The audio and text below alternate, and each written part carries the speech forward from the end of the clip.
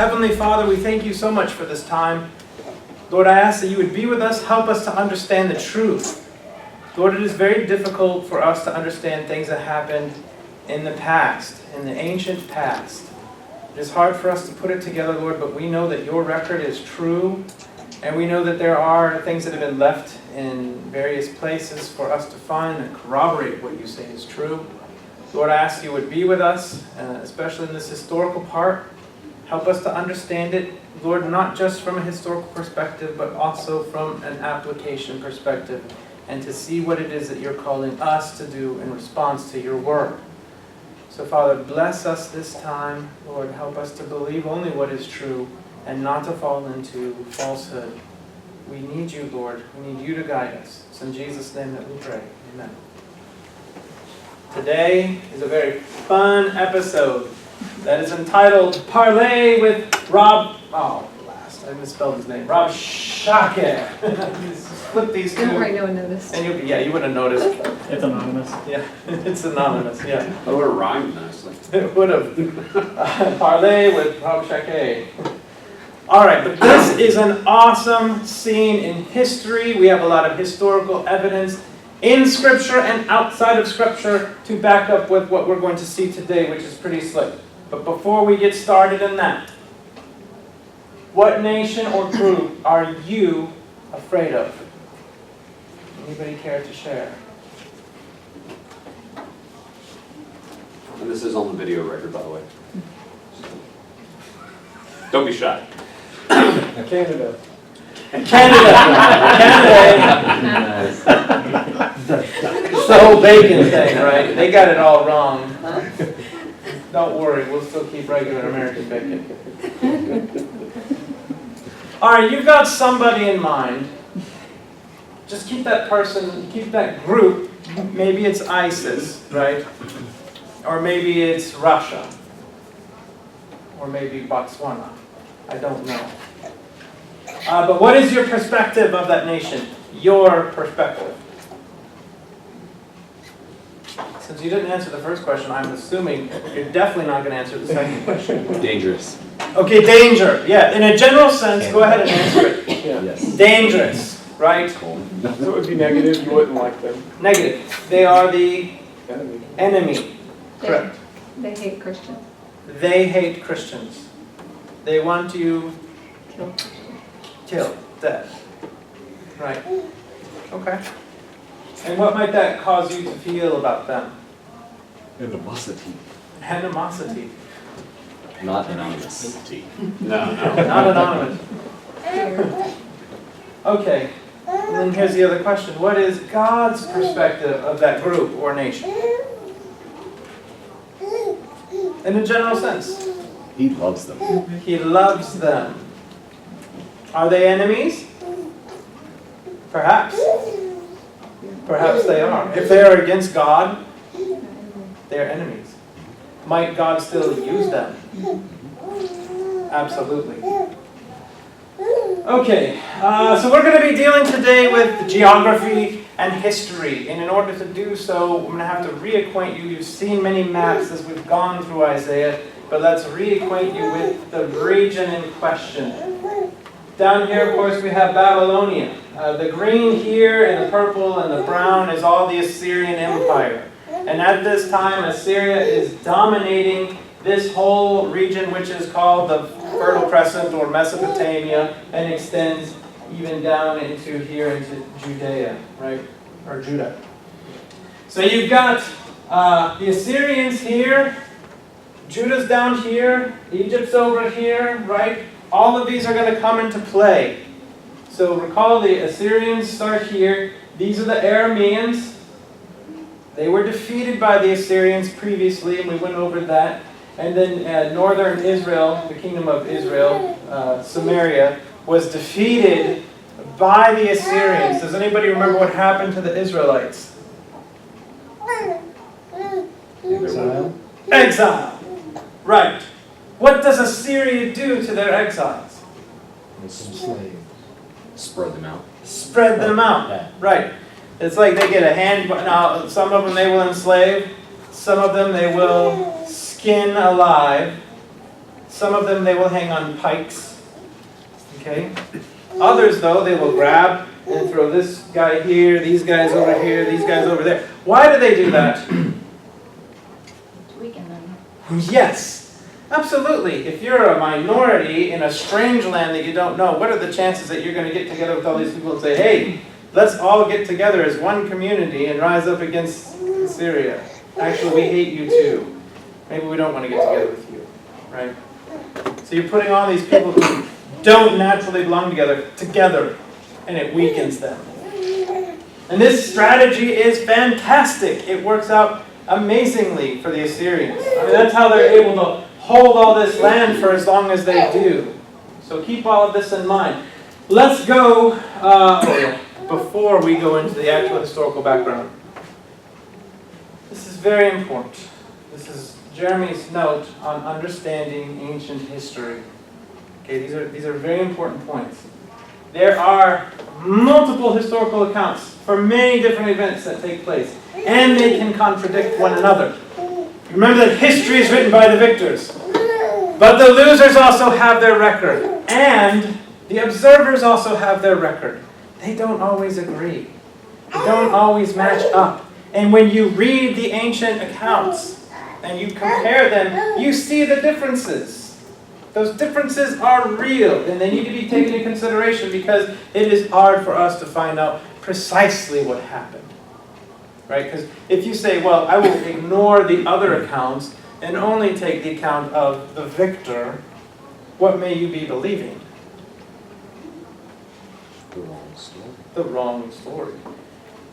Unfortunately, Paul Harvey is dead because he needed to give us the rest of the story on all sorts of stuff. So we have the historical accounts, and there are great historical authors, and I highly encourage that you read them. Herodotus, that you read Josephus, that you read Eusebius, that you read all of these ancient historians. Read the Greeks, read the Egyptians, read it all. But understand you're getting fragments too. Oh, here's the other one. I look forward too soon. No, maybe not, because it's archaeology. You have a piece from here and a piece from there. You have bits and pieces, and it's not all together. So it's hard to recreate it. So we need to rely on these ancient written sources that are still in existence.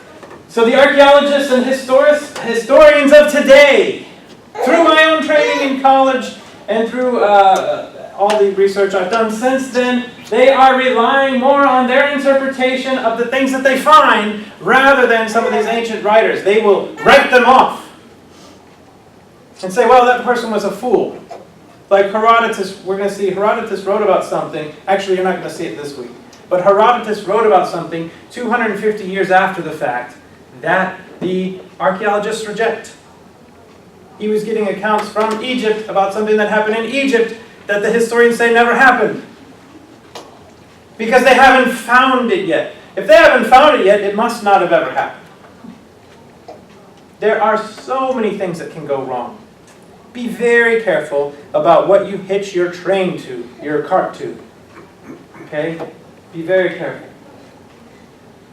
Oh golly. The dating of various events and rulers. Okay, and Dylan, I'm probably going to be moving away from this, just in all the stuff I've been reading. We have been putting like BC dates, and I put BC dates, putting BC dates, actual dates. Hello, Jonathan Chang. He looks like a frog with that green Baylor shirt. But we put like a BC date, like the beginning of Hezekiah's reign is 715 BC. The destruction of Samaria, the Israelites going into captivity, 722 BC. I'm trying to get away from that. It is more of a range. And I'd say it'd be fine to put plus or minus 10 or 20 years. Or even 30 years, plus or minus. Okay? You need to understand that trying to put these things together perfectly, the higher up you go in those who are educated, the more honest they become.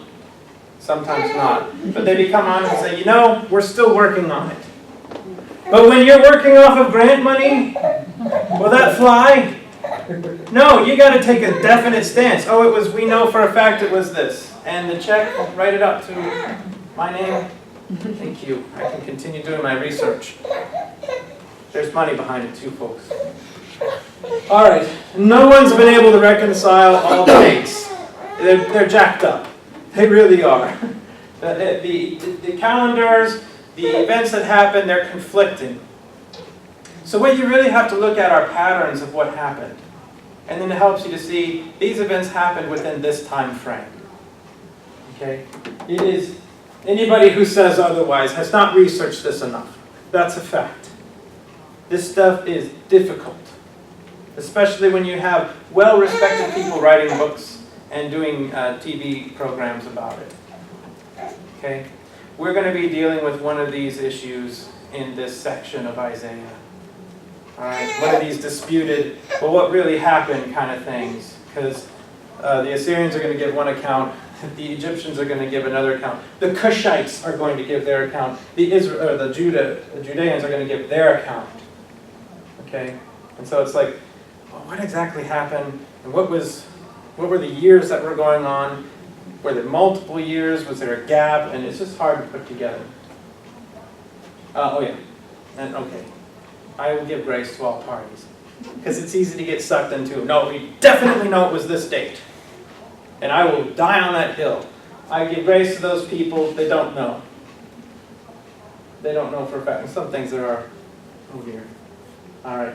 So I give praise to the arrogant, to the fool, the skeptic, and the tool. Because this is hard work.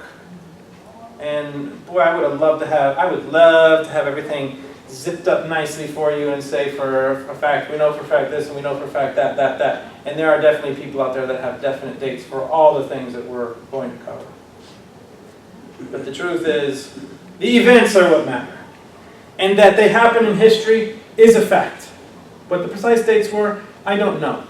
Just because the dates don't match up doesn't mean it didn't happen. Does that make sense? I'm harping on this a long time because it is very difficult. And you need to understand that. Everybody needs to understand the difficulty. Because otherwise, if you say, well, Hezekiah didn't start his reign until 715, and Samaria went into exile in 722, but the Bible says that Samaria went into exile during the reign of Hezekiah, those two don't add up. So the Bible's wrong, because we said it's 722 and 7, anyway. All right. The historical background of Isaiah 36. And this is to refresh you. You've seen all of this before, and I know it's fresh on your mind, because you couldn't wait to get out of the summer to get back into Isaiah. Remember, there was this evil king Ahaz. He's the king of Judah. He's an idolater. He's turning away from God, and he's embracing fake gods, and he's building idols and Asherah poles. He's got priests in the high places, and he's not going through the prescription that God had prescribed. Okay? And then they're in trouble because Israel and Aram, if you remember the map previously, Israel and Aram are attacking Judah. And Judah is getting beat because God is bringing Israel and Aram as a judgment against Judah for turning from God. So then Judah, Ahaz, he gets the Assyrians to help him. He says, I am your son, I am your servant, and we need your help, Assyria. We will send you money, and you will defeat Israel and Aram. And Assyria said, Assyria said, we were going to do that anyway, but we'll take the money. And that's precisely what they did. Because they're empire building. They're not about, well, these are our borders and let's have good fences. No. Sennacherib, who we're going to deal with, called himself the king of the universe. So that doesn't really have a border. The Assyrians did save Judah, and they went on to conquer Israel and Aram completely. But then King Ahaz dies, and he has a son named Hezekiah, who reigns. And what typically happens in the ancient world is if you're a vassal nation of another nation, when the new king comes up, he's feisty. And he's like, we're done with that. I'm no longer your vassal. We're rebelling against you. And so this is what happens. Hezekiah says, I'm rebelling against you. I think he was also doing so on theological grounds, because they're not supposed to be subservient to a Gentile nation. They're supposed to be subservient to God. Because Hezekiah is also very devout, and he's going around for 14 years. He's tearing down all the idols that Ahaz had put up. He's getting rid of all these fake priests, and he's just doing away with all of it, saying, we're going to do what it says that God told us to do, is to worship here in Jerusalem at the temple, and that is what we're going to do. So Hezekiah was restoring a lot of that. But the people that were following him, or that were under him, were not following his lead. You can imagine the lead time in order to get somebody to change from doing a bad thing. The king is solid to do it, and it's going to trickle down, but it's going to take time for people to fall in line with what the king is trying to accomplish. Right? Then you have a new king in Assyria, King Sennacherib. Because of the rebellion of Hezekiah, he says, oh, we defeated Aram, we defeated Israel, who are we leaving now? He says, yeah, you want to rebel against us? I'm going to destroy you. He destroys 46 towns in Judah. Very well recorded by Sennacherib, and also recorded by the ancient historians of Chaldea, which is in south of Babylon area, as well as we see in the Bible. He destroys 46 towns, and Hezekiah pays him a ransom to make it stop. I mean, Hezekiah raids the temple, and he pays him gold and silver from the temple of God to make it stop. And it did stop for a little while. Okay?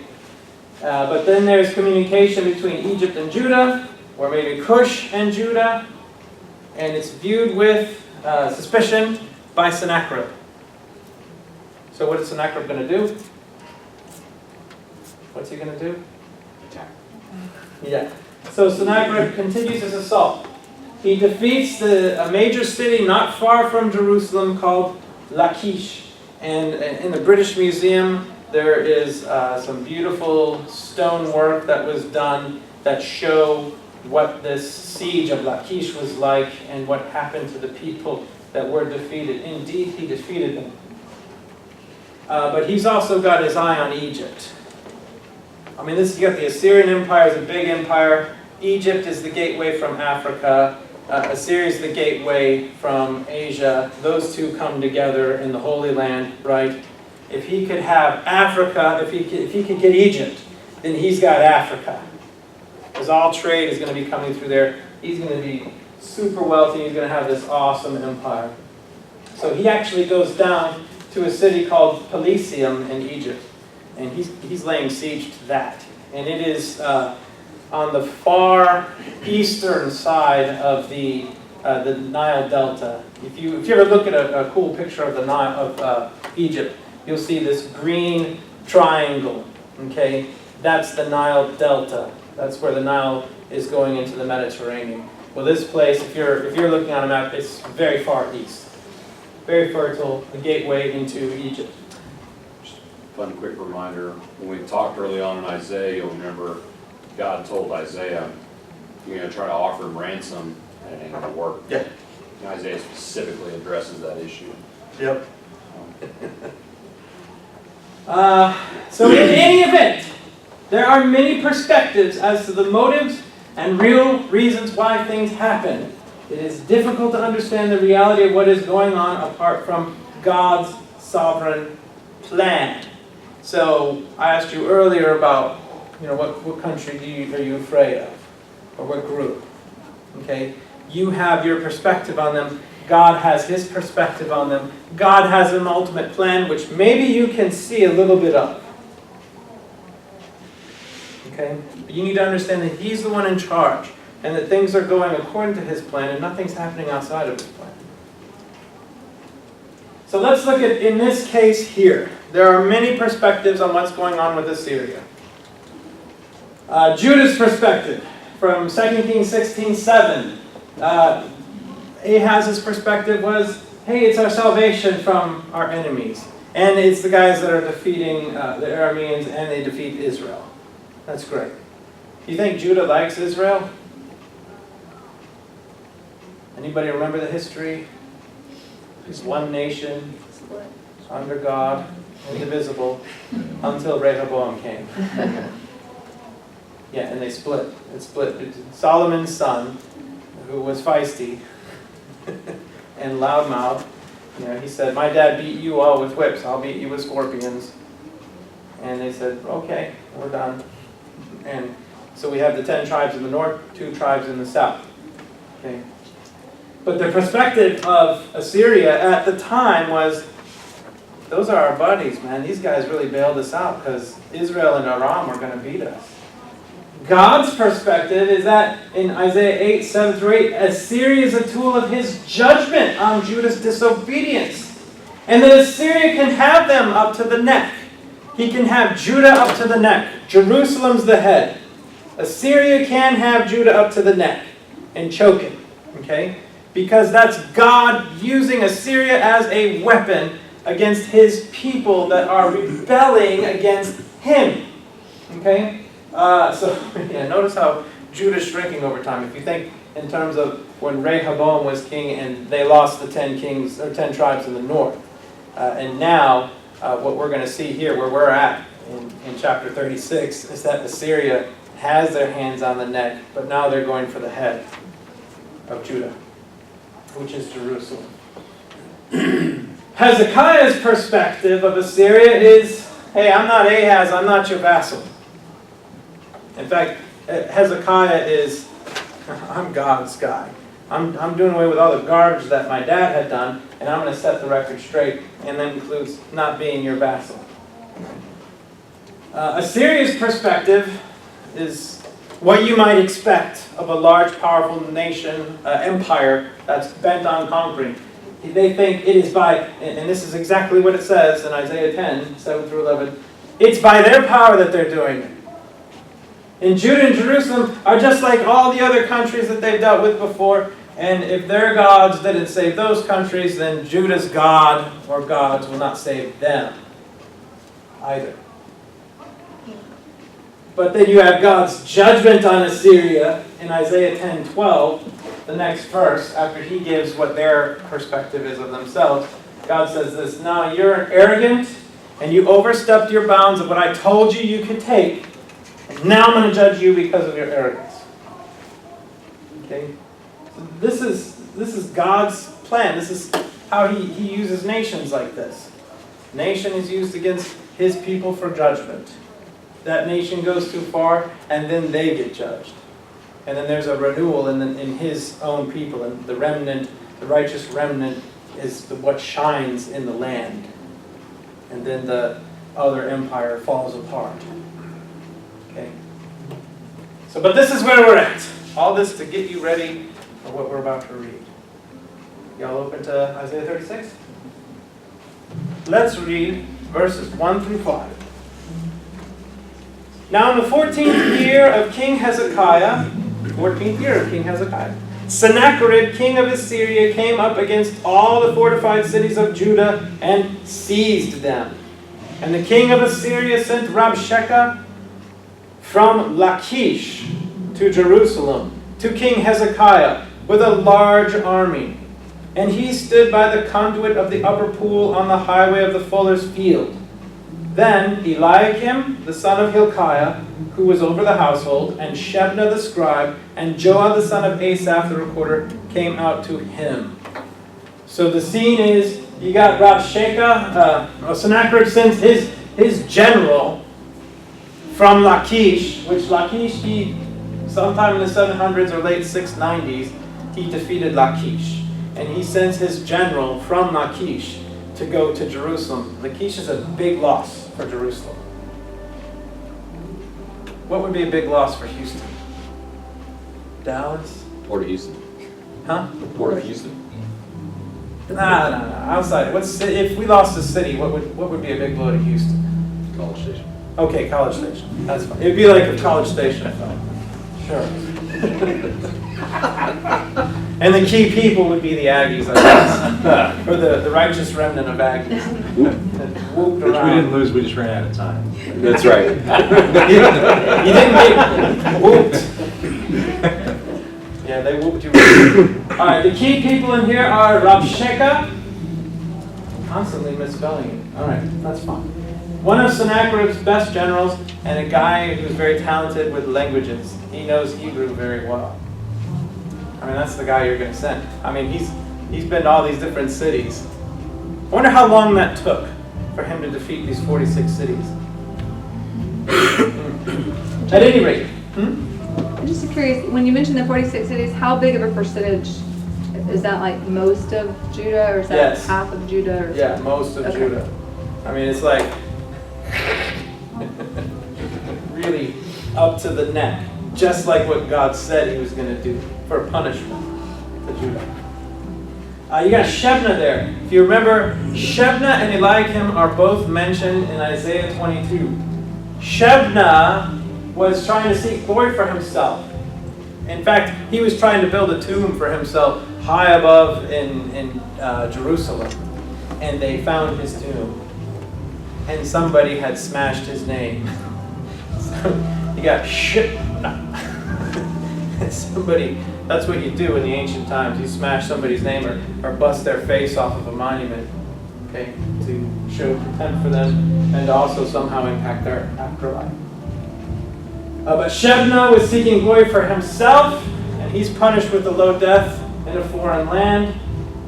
So he was trying to make himself high, but he was brought low. Eliakim was a good man, but he was going to fall eventually. Now, we don't see that here in this section, but it's good to know that. And you can read all about it in Isaiah 22. Who's missing? Okay, I didn't put Joah's name up here, but what key person is missing from this parlay? Hezekiah. No hesitation to mention Hezekiah. Nice. Yeah, the king is not there. What do you think Rav Sheka thinks about that? Contempt. Yeah. Oh, these guys. Where's Hezekiah? My message is for him. All right, this is a slide. Oh yeah. We joke around and sometimes say, "Here's an actual picture." Somebody did a really good job with this picture of a picture because it looks like an actual photo. So here you can imagine Rav Sheka and Shebna, Eliakim, and Joah over here. And then these are the walls of Jerusalem. And a massive army. With people standing on the walls. And then these guys are pretty meek looking. They're wearing their dignitary robes, right? And he's dressed like a general. Very proud. Very imposing. Alright, verses 4 through 6. Now Rabshakeh is going to speak. Then Rabshakeh said to them, "Say now to Hezekiah, thus says the great king, the king of Assyria, what is this confidence that you have? I say, your counsel and strength for the war are only empty words. Now on whom do you rely that you have rebelled against me? Behold, you rely on the staff of this crushed reed, even on Egypt, on which if a man leans, it will go into his hand and pierce it. So is Pharaoh, king of Egypt, to all who rely on him." All right, so in the beginning there, of course, it looks like Hezekiah's counsel is empty and foolish because how many cities has he lost? Okay, it looks pretty foolish. And so Rabshakeh is probing. What are you thinking is going to deliver you? Okay, so the first thing he's mentioning is Egypt. Egypt is very weak at this point in their history. In fact, they're about to be, their pharaohs are about to come from Cush, the land of Cush, which is south of Egypt, and you're going to have the Cushite pharaohs of Egypt. Egypt is very weak, and of course, Assyria would have a low view of them because they know this weakness. And currently, they are a vassal of Cush. Sennacherib has his sights on defeating Egypt. So Egypt's in his crosshairs. So and he thinks, I'm going to just roll over Egypt. Same way I've rolled over everybody else. And if Hezekiah thinks that he can count on Egypt, Rabshakeh knows all these things. He's cracking up. I think Rabshakeh is having a good time. He's being very sarcastic, we're going to see. And he's really trying to rub stuff in their faces. Oh, is he relying on Egypt? I mean, he's a smart aleck about it. He said, yeah, It's like a cane that will pierce your hand because it's going to snap. You can't put any weight on it. You can't trust it. In Isaiah 30 through 31 and Deuteronomy 17, God warned his people Judah about trying to seek help from Egypt. And if you recall, we went over those not too long ago. God said, don't seek Egypt for help. If God is saying this to them, what are the chances that Judah is seeking Egypt for help? Pretty good. And what are the chances that the Assyrians who are in the area found out communiques between the two? Highly likely. Some people wonder, well, Hezekiah paid him a ransom. Why is Sennacherib still attacking? Is it still attacking? Was there space between the time that he paid the ransom? I don't know, but I do know this is what's on Rob Sheikah's mind. You're trying to get help from Egypt. Is he just making that up? No, he's not. In Isaiah 18, God did promise a miraculous deliverance from the Assyrians for Cush. Remember, God made a promise to the people of Cush. He said, I'm going to show you something. A great army is going to come to your borders, and I'm going to defeat them. Not you. I will defeat them. And this is exactly what happens in history, which we'll see. That Herodotus record, a Greek. He's a non-Jew, non-Christian Greek. Of course, he was before Christ. All right. Isaiah 36, verse 7. But if you say to me, we trusted the Lord our God, is it not he whose high places and whose altars Hezekiah has taken away and has said to Judah and to Jerusalem, you shall worship before this altar? Now he's being a smart aleck about the worship of God. So what does Rob Sheikah think the worship of God should look like? Altars and high places. Yeah, all over the place, man. All over Judah. You're supposed to be worshiping your God everywhere. Hezekiah has been tearing them down. Consider how terribly the name of the Lord was defamed because somebody decided to become an idolater and put up high places everywhere so that they can look like every other nation. What a horrible, horrific message that was sent to the Assyrians so that Rob Sheikah could stand there and say, well, this is the way you were doing it, and now you changed things. And God's judging them at the same time. So it looks like because Hezekiah did that, God's no longer protecting them. Bad theology, coupled with God's judgment, leads to confirmation of the bad theology. We've got to have our eyes open to what is right, lest we fall into the same trap. Well, this is the way things have always been done around here. Why are you trying to change things? Now, of course, a lot of the things that we deal with are very minor things like, style of music.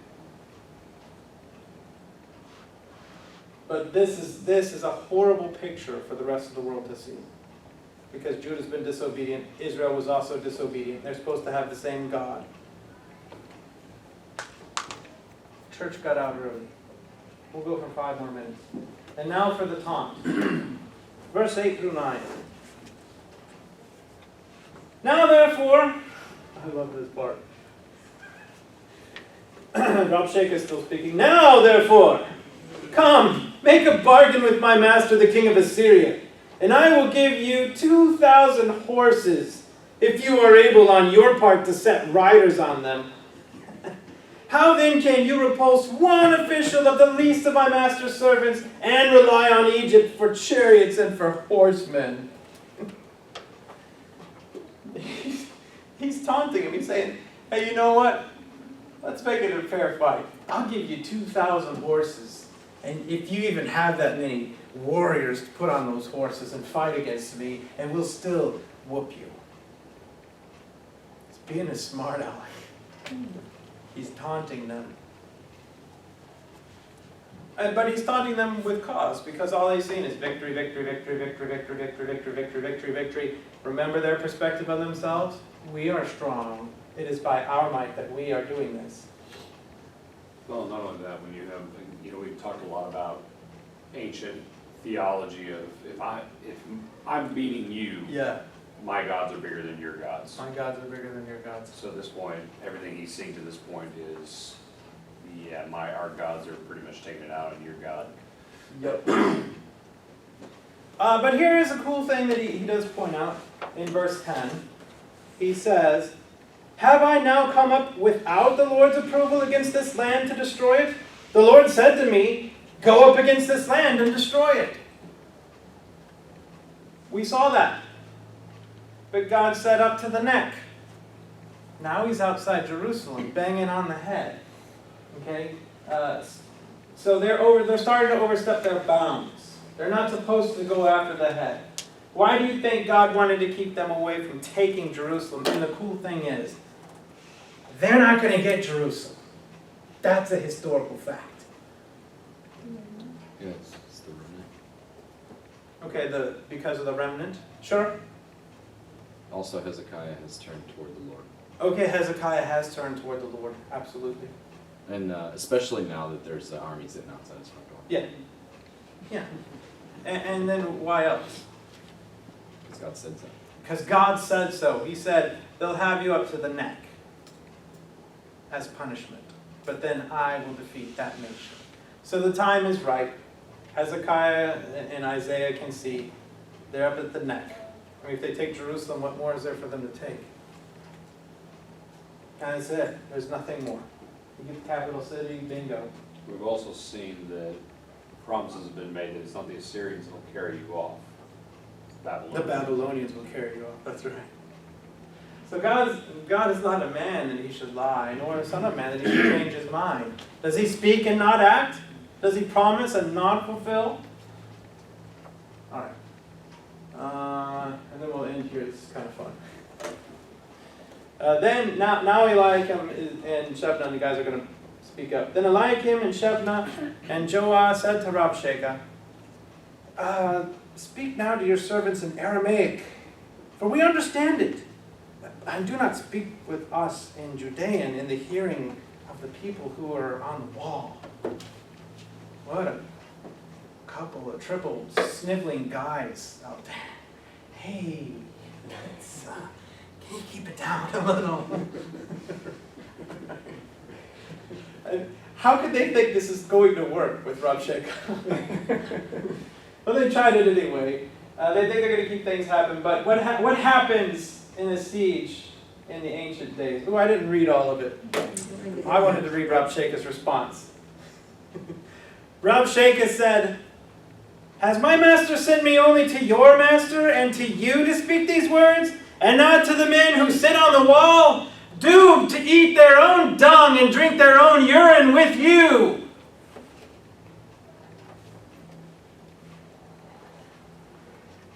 What a scene. This would be a great movie.